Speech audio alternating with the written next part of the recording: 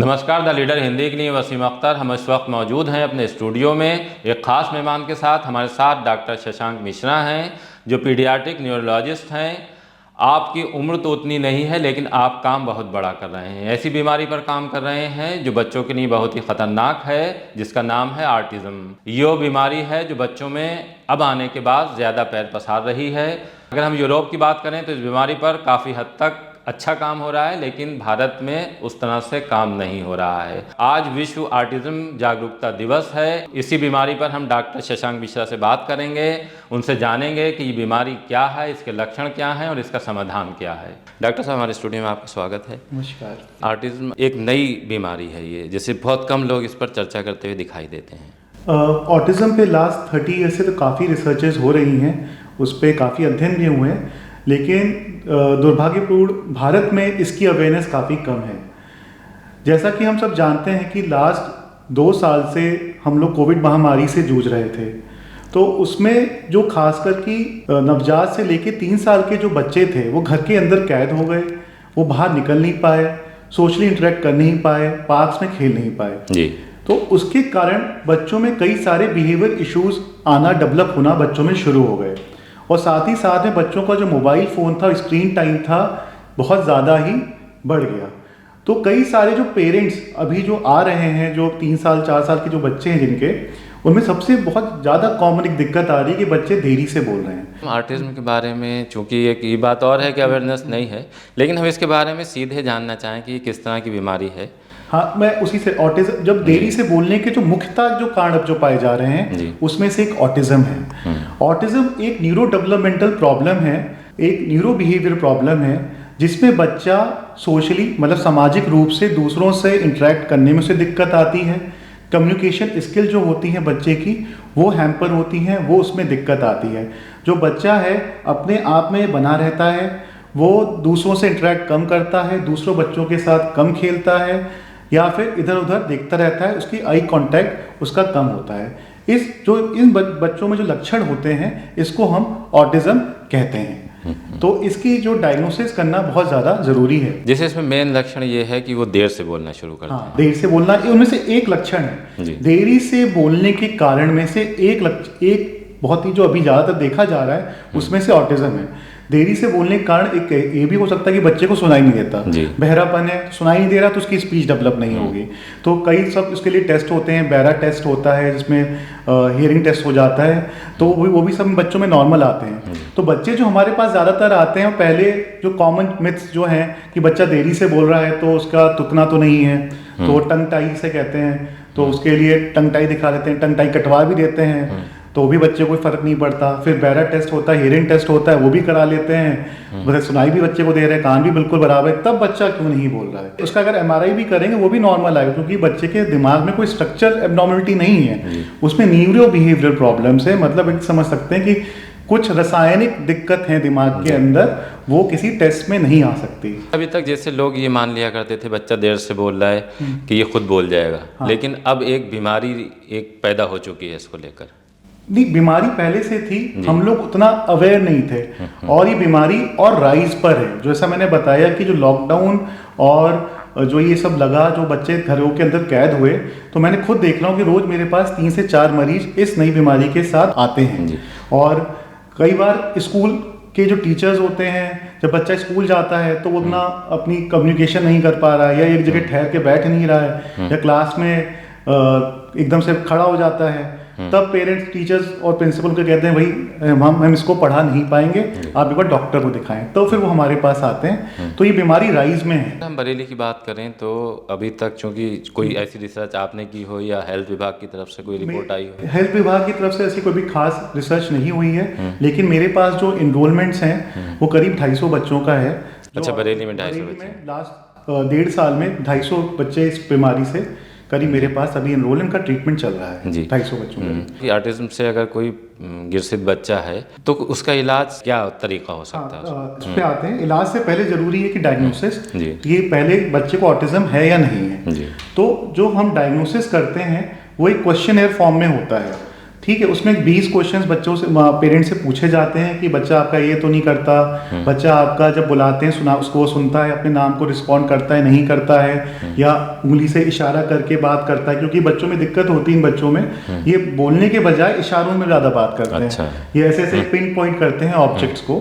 तो ये सारे क्वेश्चंस बना के हम फिर इनकी ग्रेडिंग करते हैं बच्चों की कि ऑटिज्म की, इसे कहते हैं ऑटिज्म स्पेक्ट्रम डिसऑर्डर, ASD। इसका स्पेक्ट्रम है माइल्ड, मॉडरेट और सीवियर। इन्हीं क्वेश्चंस के आधार पर हम इनकी ग्रेडिंग करते हैं माइल्ड, मॉडरेट और सीवियर में, उसी के हिसाब से इनका इलाज होता है।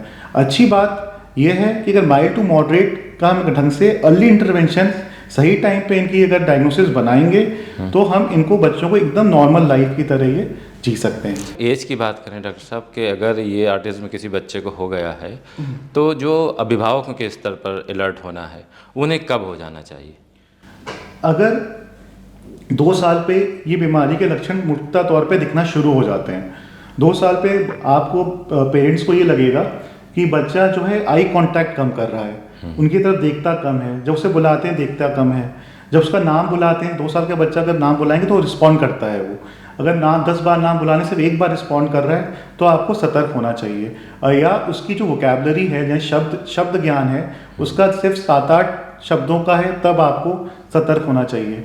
2 साल में अगर वो वर्ड्स ज्वाइन करके बोलने में दिक्कत आ रही है कि खाना दो, पानी दो, सिर्फ खा खा खा खाना बोल रहा है, पापा पानी बोल रहा है, तो सतर्क होना चाहिए। तो ये सब लक्षण है। अगर बच्चा आपका देरी से बोल रहा है, आपको उसमें सोशली और कम्युनिकेशन वाइज उसको लैकिंग दिख रही है, तो तुरंत एक्सपर्ट से मिले। शुरुआत में पकड़ में आ गए तो क्या इलाज है इसका डॉक्टर साहब? ये बिहेवियर थेरेपीज होती हैं इसकी। बिहेवियर थेरेपीज जो हैं जिसे एक अप्लाइड बिहेवियर एनालिसिस थेरेपी कहते हैं, ABA थेरेपी कहते हैं, दूसरा कहते हैं cognitive behaviour analysis therapy, CBT। ये दोनों थेरेपीज को मिला के बच्चों को दी जाती है। इसके बाद आती है ऑक्यूपेशनल थेरेपी और इसके बाद आती है स्पीच थेरेपी। तो दिक्कत प्रॉब्लम ये आती है कि बच्चा बोल नहीं रहा है, तो सिर्फ उसके लिए स्पीच थेरेपी कराएंगे तो बच्चे को कोई फायदा नहीं होगा। तो बिहेवियर थेरेपीज के साथ उसकी स्पीच थेरेपी, ऑक्यूपेशन थेरेपी दोनों का इंटीग्रेशन करना है। ये हो गई थेरेपी की बात। जो बिहेवियर थेरेपी, बिहेवियर मॉडिफिकेशंस है, बिहेवियर मॉडिफिकेशंस में जो बच्चे में पॉजिटिव बिहेवियर्स हैं उसका रीइंफोर्समेंट किया जाता है, जो मतलब अच्छे उसके व्यवहार है उसको और बढ़ावा दिया जाता है रिवॉर्ड थेरेपी, इनाम देकर। और जो नेगेटिव जो उसके व्यवहार हैं, जो उसके विपरीत लक्षण हैं जो उसको कम कर दिया जाता है। ये बिहेवियर थेरेपी का मकसद होता है। दूसरा जो है, जो ड्रग्स की थेरेपी से साइकोफार्मेकोलॉजिकल थेरेपी कहते हैं, वो ड्रग्स में बच्चे को देखकर जो उसके लक्षण हैं, जो सिम्टोमेटिक लक्षण है कि बच्चा अगर बहुत ज़्यादा चंचल है, भाग रहा है, इधर उधर भाग रहा है, बैठ नहीं पा रहा है, कॉन्सेंट्रेट नहीं कर पा रहा है, तो ड्रग्स के द्वारा वो दिया जाता है। दूसरी दिक्कत होती है बच्चों में नींद की में बहुत कमी होती है, शांत नहीं बैठ पाते हैं, तो वो ड्रग्स के द्वारा उनको शांत किया जाता है और उनकी स्लीप टाइम का बढ़ाया जाता है, जिससे बच्चा फिर नॉर्मल लाइफ अपनी जी पाता है। कितना टाइम लग जाता है डॉक्टर साहब इसमें? इसका टाइम माइल्ड टू मॉडरेट वालों में 2-3 साल इनका ट्रीटमेंट चलता है, सीवियर वालों में और 5-6 साल तक ट्रीटमेंट चलता है। अभिभावकों के लिए क्या है कि वो किस तरह से अपने बच्चे को डील कर सकते हैं? अभिभावक के लिए जो मुझे लगता है, जो मैंने अभी तक देख रहा हूँ मैं, जो मेरा जो एनालिसिस है, सबसे ज़्यादा ज़रूरी है कि 2 साल से कम बच्चों को मोबाइल फ़ोन से बिल्कुल दूर रखें, बिल्कुल भी उनको स्क्रीन टाइम नहीं दें, उनके साथ खेलें। दिक्कत ये होती है कि हम सब लोगों के साथ जो आज हम लोग की बीमारी पैदा हो गई, जो मोबाइल फ़ोन है, हम दिन भर मोबाइल फ़ोन देखते रहते हैं। फिर बच्चा भी देखता है कि वो आता है आपसे खेलने के लिए, जब बच्चा पास में आता है तो अब आप भी देखें मोबाइल फ़ोन में लगे होते हैं, या उसको भी आपने मोबाइल फ़ोन दे दिया, आप सब दोनों लोग, पूरा घर मोबाइल फ़ोन में लगा हुआ है। तो ज़रूरी है कि अगर आप पेरेंट्स हैं, खासकर स्टार्टिंग के 2 साल, अब बच्चे के साथ खेलें, इंटरेक्ट करें, सोशली इंटरेक्ट करें उसके साथ। जो 6 महीने का बच्चा है उसकी आँख में आँख खेलें, उसको पुचकारें। जो 9-10 महीने का बच्चा है उसके साथ और थोड़े गेम्स खेलें, उसके साथ लगाएं। 1-1.5 साल का बच्चा जब चलने फिरने लग जाता है तो उसको बाहर लेकर जाएं, पार्क्स में ले जाएं, थोड़े बहुत जो झूले हैं वो झुलाएं। तो आप जितना बच्चे के साथ इंटरेक्ट करेंगे उतना इन बीमारियों से आप दूर रहेंगे। पहली ये है कि जैसे ज़रूरत की चीज़ है मोबाइल, इसको बिना ज़रूरत जैसे लोग इस्तेमाल करने लगते हैं, उससे अगर खुद करेंगे तो बच्चों में ज़रूर आएगी आदत। हाँ, मेन जो है ये है कि जो बीमारी ज़्यादा बढ़ रही है अपने अंदर चेंज करिए, पहले अपने अंदर चेंज हमें लाना पड़े, सभी को चेंज लाना पड़ेगा। क्योंकि मुझे ये लगता है कि मोबाइल जो एक एडिक्शन है, तो एक नशे की तरह जो अब समाज में फैल रहा है, तो उससे खुद ही अब देखना शुरू किया हुआ कि लोग अपने आप ही इंटरेक्शन कम मोबाइल पे ज़्यादा समय व्यतीत करते हैं। तो इससे हमें थोड़ा दूर रहेंगे, क्योंकि ये अगर इसीलिए बीमारी बढ़ने का एक मुख्य कारण एक मोबाइल फ़ोन है। तो अगर हम स्क्रीन टाइम, इवन जब मैं आते हैं बच्चे, तो हम कहते हैं स्क्रीन टाइम एकदम बच्चों का 0 कर दें, तो इसमें 50% तक इम्प्रूवमेंट मिल जाता है। अगर जैसे हम स्क्रीन टाइम करते हैं तो बच्चा पहले कुछ दिन तक तो चंचल रहता है, लेकिन उसके बाद सब पेरेंट्स कहते हैं कि बहुत इंप्रूवमेंट है। 50% इंप्रूवमेंट सिर्फ मोबाइल फ़ोन कम करने से ही हो जाता है। आबादी का एक बड़ा हिस्सा गरीब है, जैसे उनके पास इतने ना संसाधन है ना इतना पैसा है, तो उन बच्चों को इलाज नहीं मिलता, तब क्या दिक्कत आ सकती है? इसके लिए हम एक प्रयास कर रहे हैं, एक प्रोसेस में है, जो हम थेरेपीज जो एक दी है, उससे जो एक NGO एक हमारी है और एक ऑर्गेनाइजेशन है, उनके लिए की स्कीम एक लेकर इंश्योरेंस टाइप की स्कीम है, जिसमें कम से कम पैसों में उनका थेरेपी प्रोवाइड करें। क्योंकि राइट नाउ हमें भी बरेली जैसे शहर में लाने के लिए, थेरेपी लाने के लिए बहुत मशक्क़त करनी पड़ी, क्योंकि जो ये सभी तक दिल्ली, बॉम्बे और बैंगलोर में ही थेरेपी अवेलेबल थी। लेकिन जब मैं यहाँ पर आया तो मैंने बच्चे पहचानने शुरू किए, तो जो एक कंपनी, एक मॉम्स बिलीव, उनसे मेरा टाई अप हुआ और उनको मैंने किया। पर क्योंकि इलाज थेरेपी का महंगा है, क्योंकि थेरेपिस्ट भी बहुत दूर से आते हैं, करते हैं, और कंपनी को रन करना पड़ता है, तो अभी से उसके तो इलाज काफ़ी महंगा पड़ जाता है। लेकिन वो कंपनी और हमारी बात हो रही है कि एक इंश्योरेंस टाइप की स्कीम लाने की, जिससे जो मरीज जिनको इलाज नहीं मिल पाता उनको भी ये थेरेपी मिल पाए। ये तो बहुत बढ़िया बात है। हाँ बिल्कुल। एक क्योंकि अभी पहल सरकारी लेवल पे अभी थोड़ा सा लैकिंग है इस चीज़ को लेके, कि ऑटिज्म को लेके, कि ये जो समस्या बढ़ रही है ये उसका हो रहा है, तो इसमें ज़रूरी है कि और हमें कोशिश करके इन बच्चों में कम से ज़्यादा लोगों को इलाज मिल पाए। डॉक्टर साहब, जैसे अपने देश की बात आपने बताई, अगर हम इस बीमारी को लेकर, ऑटिज्म को, विदेश की बात करें तो वहाँ किस तरह का रवैया है अभी?